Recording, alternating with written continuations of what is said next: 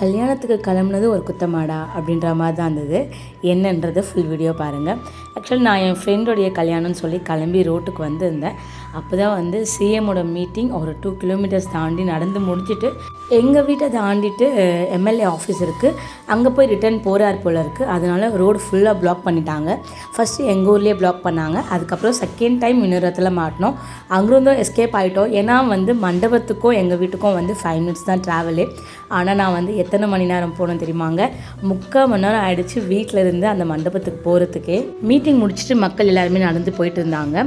தேர்டாக ஒரு இடத்துல மாட்டினோம். அந்த இடத்துல மாட்டிட்டு சரி சிஎம்ஐ கிட்டையாவது பார்க்கலாம் அப்படின்னு தான் நினச்சோம்.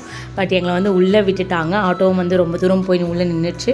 நான் என்னென்ன வண்டி போகுதுன்ற மட்டும்தான் வந்து என்னால் கேப்சர் பண்ண முடிஞ்சது. சிஎம்ஐ கேப்சர் பண்ண முடியல. சரி பரவாயில்லன்னு அந்த வண்டிங்க மட்டும் கேப்சர் பண்ணேன். இங்கேயே நாங்கள் வந்து 20 மினிட்ஸ் மேலே நின்றுட்டோம். வண்டிங்க மட்டும் பார்த்துட்டு அதுக்கப்புறம் வண்டி எல்லாமே வந்து மூவ் ஆகிடுச்சு. அந்த இடம் வந்து பயங்கரமாக டெக்கரேஷன் பண்ணியிருந்தாங்க. ஃபுல்லாக கொடி, திருவள்ளூர் ஃபுல்லாகவே வந்து அந்த ரெட் அண்ட் பிளாக்ல தான் இருந்தது. ரொம்ப பார்க்க அழகாக இருந்துச்சு. அந்த எக்கச்சக்கமான போலீஸை எல்லா ஊர்லேயும் தான் குவிச்சு வச்சுருக்காங்க போல். அவ்வளோ போலீஸு, அவ்வளோ ஜனம் இருந்துச்சு. இந்த கிரவுண்டை தாண்டி தான் அந்த மண்டபமே இருக்குது.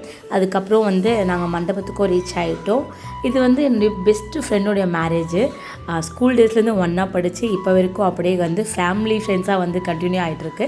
ஸ்கூல் டேஸில் நாங்கள் வந்து அவனை அண்ணான்றது, அவன் என்னை தங்கச்சின்றது, ரத்தத்தின் ரத்தமே, இந்த மாதிரி சாங்கெல்லாம் வந்து பாடிட்டு சுற்றிட்டுருப்போம். அதெல்லாம் வந்து ஒரு ஸ்வீட் மெமரிஸ், திரும்ப கிடைக்கவே கிடைக்காது. ஈவன் தான் என்னுடைய பெஸ்ட்டு ஃப்ரெண்ட் என்னோடய அண்ணன் விஷ்ணுவர்.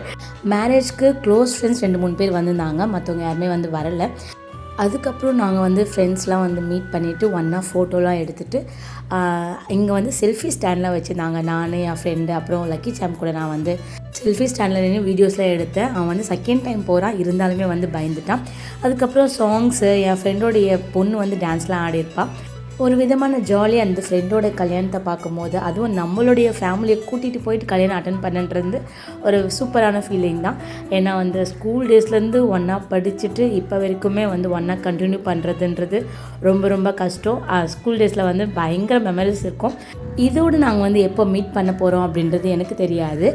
அவங்க கூட இருக்கிற அந்த கொஞ்ச நேரம் வந்து ஜாலியாக இருந்துட்டு அங்கே வந்து பிரியாணி, ஐஸ்கிரீம், அப்புறம் செடி கொடுத்தாங்க. அதெல்லாமே வாங்கிட்டு அங்கேருந்து நாங்கள் வந்து கிளம்பிட்டோம். இது வந்து ஒரு நல்ல ஒரு குட்டி விலாக்னு நினைக்கிறேன். நீங்களும் வந்து என்ஜாய் பண்ணியிருப்பீங்க. நெக்ஸ்ட் விலாகில் சந்திக்கிறேன். பாய் பாய்.